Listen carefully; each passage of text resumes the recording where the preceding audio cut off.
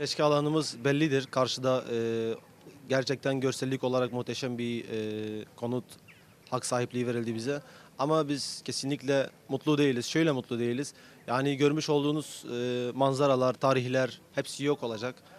E, Dolayısıyla biz Hasankeyf'e, yeni Hasankeyf'e taşınmaktan hani gurur duymuyoruz.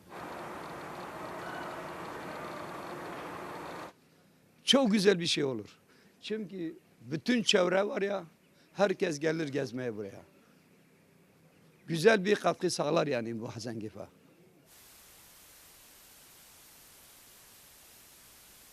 Ya Hasankeyf şimdi sulara gömüldükten sonra gideceğimiz yeni Hasankeyf'te bir insan nasıl bir kumar oynuyorsa öyle bir şey diyebiliriz. Nasıl?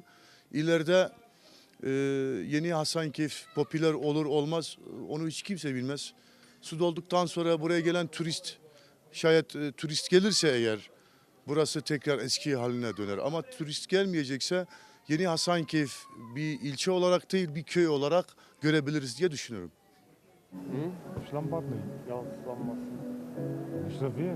Bir kültür sever olarak gerçekten de endişeliyiz.